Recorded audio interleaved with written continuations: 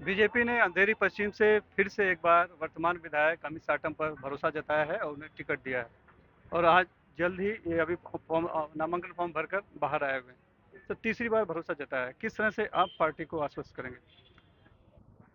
पिछले 10 साल में महायुति भारतीय जनता पार्टी की ओर से इस अंधेरी पश्चिम विधानसभा क्षेत्र में जिस प्रकार से विकास और प्रगति हुई है, इसमें 58 से ज्यादा गार्डन की निर्मित हो, 100 से ज्यादा शौचालयों की निर्मित हो, जूहू बीच ब्यूटिफिकेशन, गिलबर्ट हिल कॉन्जर्वेशन, कोविड के समय के ऊपर जमीन पर उतरकर जो हमने टेस्टिंग कैंप, वैक्सीनेशन कैंप्स किए थे, या इंदिरा नगर, शिवाजी नगर और नेहरू नगर के एयरपोर्ट अथॉरिटी ऑफ इंडिया के ऊपर लैंड के ऊपर की झोपड़पट्टी का बायोमेट्रिक सर्वे हो, ये सारे काम जिस प्रकार से हुए हैं, पिछले 10 साल में जिस प्रकार से मोदी सरकार ने काम किया है, पिछले 7.5 साल में जिस प्रकार से महायुति की सरकार ने काम किया है, इन सब चीजों की वजह से बहुत बड़े पैमाने पर जो एक आशीर्वाद है, जनता का जो समर्थन है, वो महायुति को अंधेरी पश्चिम विधानसभा क्षेत्र में प्राप्त होते हुए हमें दिख रहा है। इन सब कामों के बावजूद लोकसभा चुनाव का रिजल्ट देखें तो लगभग 222 के आसपास ही लीड मिल पाई थी, यानी कि बहुत तड़ी टक्कर थी। तो ये उस खाई को कैसे आप पाट पाएंगे? लोकसभा के चुनाव में विपक्ष ने फेक नैरेटिव फैलाया था।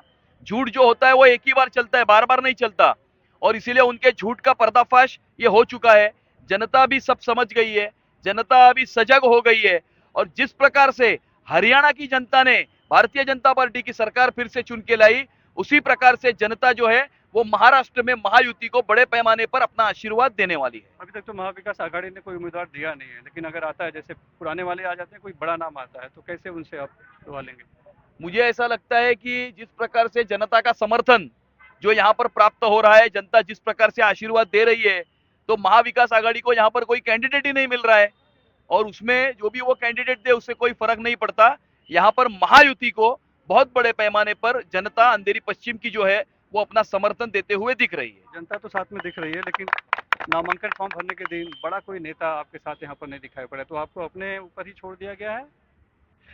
नहीं, इसमें ऐसा है कि भारतीय जनता पार्टी, शिवसेना, रिपाई, राष्ट्रवादी कांग्रेस के सभी पदाधिकारी, सभी कार्यकर्ता यहाँ पर उपस्थित थे। मुंबई भारतीय जनता पार्टी के उपाध्यक्ष, सिद्धिविनायक मंदिर के कोषाध्यक्ष आचार्य पवन त्रिपाठी जी को भारतीय जनता पार्टी ने जिम्मेदारी दी थी हमारे नामांकन पत्र में हमारे साथ में आने के लिए।